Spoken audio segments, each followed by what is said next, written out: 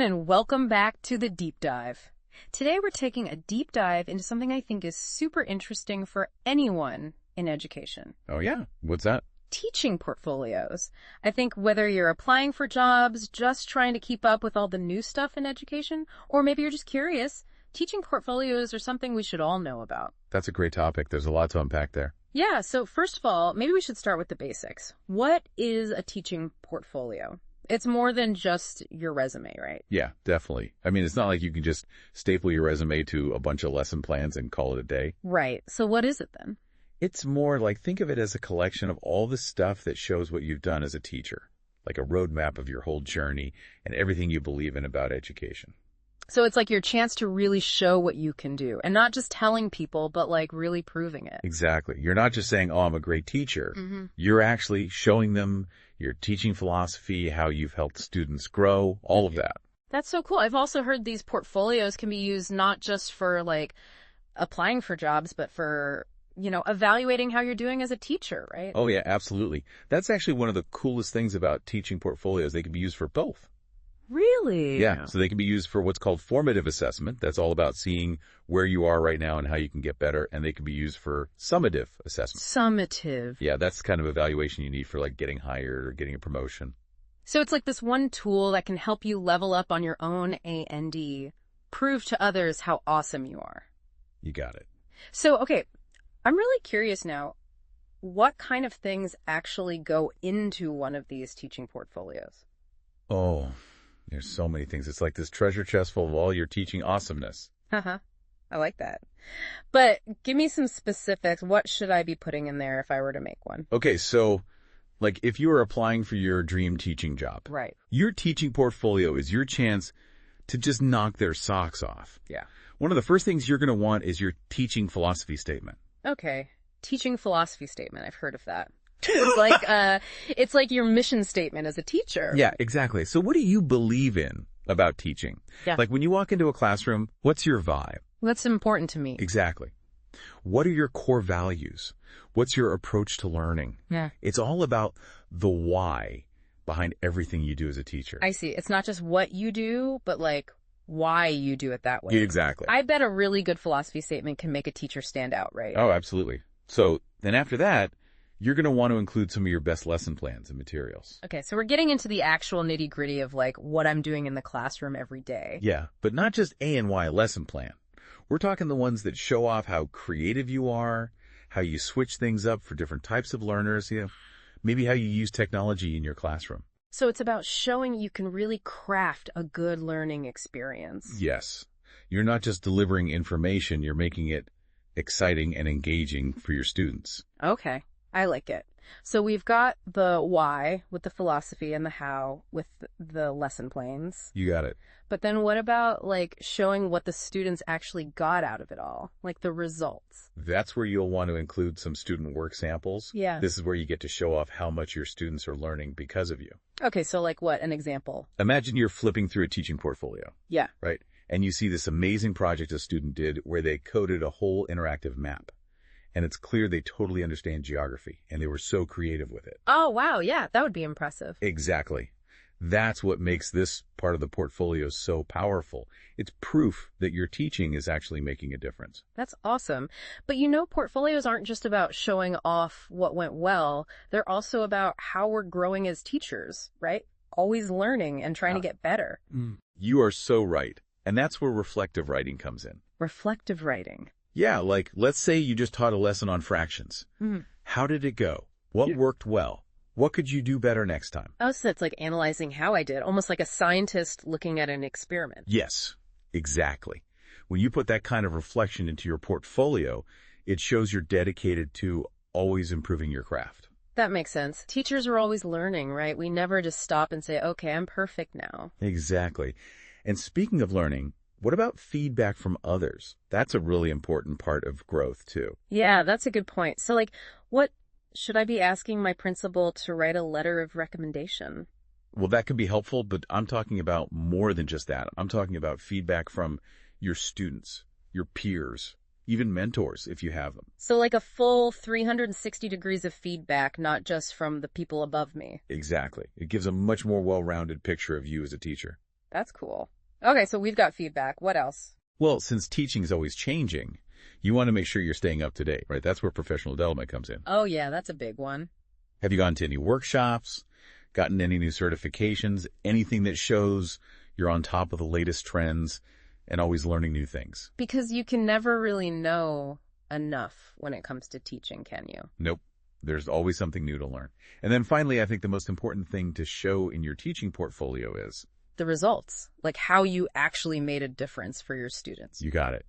How did you impact their learning? Did their test scores improve? Did they get more engaged in the material? So it's like data, but maybe also stories about students whose lives you changed. Exactly. Show how you helped them grow and learn and become more confident in themselves. Wow, this is all so much more than I realized. It's not just a resume, it's like a whole picture of you as a teacher. I can see why just the process of making one would be helpful, even if you weren't using it to apply for jobs. You're so right. Just going through the process forces you to really think about what you believe in, what you're good at, where you need to improve. It's like a teacher's version of therapy. Uh-huh. I like that. So it's like taking a step back and looking at the big picture. Exactly. And it can be really empowering. Like you said, you're not just listing accomplishments. You're celebrating all the awesome things you're doing as a teacher and thinking about how you can be even better. You know what? You're right. This is actually making me excited to start working on my own portfolio. I'm telling you, it's a game changer. But hey, let's not get ahead of ourselves. Right. We've got a lot more to cover. We do. Like how to actually make a portfolio without it feeling like a total chore. And we'll talk about digital portfolios. Those are really popular these days. Oh, yeah, I've heard of those. I'm excited to learn more.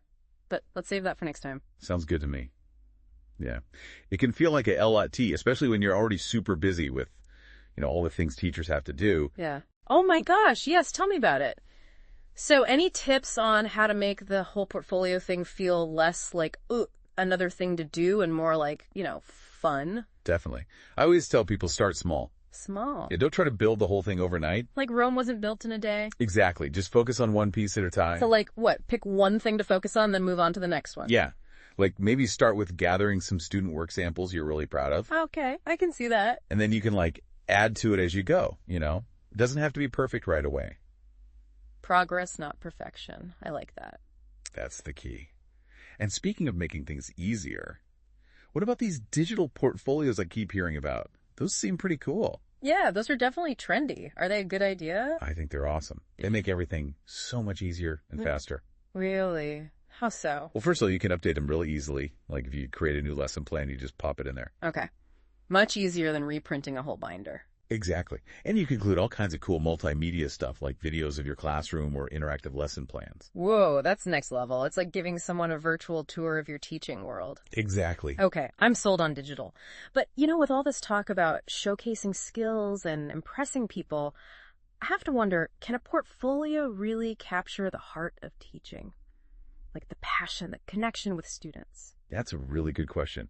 And you're right, a portfolio can't capture everything about what it means to be a teacher. Right. It's not like a robot can look at my portfolio and be like, yes, this is a good teacher. Exactly. But you can definitely use your portfolio to show some of that passion. How so? Well, remember that reflective writing part we talked about? Yeah. That's a great place to share stories about your students, moments that really touched you or challenges you overcame together. Oh, that's a good idea. So it's not just like, here are my test scores. It's more personal than that. Exactly. You get to show the person behind the teaching credentials. Okay, I like that a lot. So we've been talking a lot about how portfolios can help individual teachers, but I'm also curious about the bigger picture. Can they help improve schools or even whole districts? Oh, absolutely. Think about it. When teachers are always reflecting and trying to get better, that makes the whole school better. Yeah, that makes sense. And if schools encourage teachers to share their portfolios with each other, it can create a really amazing culture of collaboration. So it's like everyone's learning from each other. Exactly. Yeah. And that can lead to some really positive changes for everyone. It's like that saying, a rising tide lifts all boats. Exactly. But I've also seen how sometimes even the best ideas can end up feeling like just another thing teachers are forced to do. Ugh, yeah. The dreaded box to check. So how do we make sure portfolios don't become that? That's so important. I think the key is to really focus on the value of reflection and growth, not just checking boxes. So like helping teachers see that this is actually for them, not just for their bosses. Exactly. If teachers feel like it's a tool that helps them become better teachers, they'll be more likely to actually engage with it, you know. That makes sense. Okay, but this might be a bit sensitive, but I can't help but wonder about bias when it comes to evaluating portfolios. Oh, yeah, that's a really important question and something we definitely need to be aware of. Because if it's all subjective, then how do we know it's fair? Right. That's why it's so important to have really clear rubrics for evaluation. Rubrics. Yeah. Like specific criteria that everyone uses to evaluate the portfolio, so it's not just based on someone's personal opinion. So it's more objective and transparent. Exactly. And that's important for making sure everyone is being evaluated fairly. Okay, I see that. Now I'm curious about how portfolios can be used for professional development. Oh, yeah, definitely. They can be super helpful for that. So like if a principal is looking at a bunch of portfolios and sees that a lot of teachers are struggling with the same thing. Exactly. They can then use that information to offer professional development that actually meets the teacher's needs. So it's like data-driven professional development. You got it. Yeah. It helps make sure everyone is getting the support they need to be the best teachers they can be. That's awesome. But of course, we can't forget about the students in all of this. Of course not. They're the whole reason we do this. Right. So how can portfolios help improve student learning? Well, when teachers are always reflecting and improving, that naturally benefits the students. Yeah, like a better teacher means better learning for the students. Exactly. But we can go even further than that. How so? What if teachers actually shared their portfolios with their students? Really? Yeah. Imagine if you were a student and you got to see your teacher's philosophy and goals. That would be so cool. Like, I'd actually get to understand what my teacher is thinking and why they do things the way they do. Exactly. And that can make students feel more invested in their own learning. Because they're not just being told what to do, they're part of the process. Exactly. I love that. Okay, so before we move on, I'm curious, what are some new exciting things happening in the world of teaching portfolios? Ooh, there's so much cool stuff happening. One of the things I'm most excited about is e-portfolios. E-portfolios, those are like the digital ones, but even fancier. Yeah. They're basically using all the latest technology to make portfolios even more amazing. Like what kind of stuff? Oh, you can embed videos, audio recordings, even 3D models. It's like creating this whole interactive experience for the person looking at your portfolio. Oh, wow. That sounds amazing. I need to see one of these e-portfolios. They're seriously impressive. And then another trend I'm seeing is using portfolios to evaluate not just individual teachers, but whole schools or even districts. Really? So like instead of just looking at one teacher's portfolio, you're looking at a whole school's worth of data. Exactly. It can help you see the big picture and identify areas where the whole system can improve. Wow, that's taking portfolios to a whole new level. It really is. And it's really exciting to see how this tool is evolving and helping to make education better for everyone. Yeah, it's really cool to see where things are headed with all this. It really is. But, let's bring it back down to earth for a second. Okay. Let's say someone's listening to this and they're thinking, okay, I want to make a portfolio. Where do I even start? That's a great question. I think the most important thing is to just start. Okay. But easier said than done sometimes, right? Yeah, you're right. It can be a little daunting, but just remember, it's a marathon, not a sprint. Okay. Start small, pick a couple things you're really proud of, and go from there. Don't try to do everything at once. Exactly. And don't be afraid to ask for help. Talk to other teachers. Find a mentor, That's good advice. What about for teachers who've already got a portfolio, but it's, a little outdated? What should they do? I would say definitely go back and look at your teaching philosophy statement. Make sure it still reflects what you believe in now. Because we all change and grow over time, right? Exactly. And don't be afraid to get creative. Especially if you're doing a digital portfolio, there are so many cool things you can do to really make it stand out. I love that. I'm curious, what's one thing you've learned about yourself or about teaching in general through all your experience with portfolios? That's a good question. I think the thing that struck me the most is just how passionate teachers are. Yeah. Every time I look at a portfolio, I'm just blown away by how much time and energy teachers put into their work. They're always going above and beyond for their students. It's true. Even when things are tough, they just never give up. They're always trying to learn more and do better for their students. That's what makes teaching so special, right? It's not just a job. It's like a calling. Totally. Well, we've covered a lot of ground today. We have. From what a teaching portfolio is and what goes in it to how they can be used for all sorts of things, from professional development to actually making whole schools better. It's amazing how one tool can do so much. It really is. But before we go, I want to leave our listeners with one final thought. If you were to create a teaching portfolio, what would it say about YUU? What story would it tell? What impact would you want to highlight? Take some time to think about that and maybe even start putting some of those ideas into action. And until next time, keep on diving deeper into all those topics that make you curious.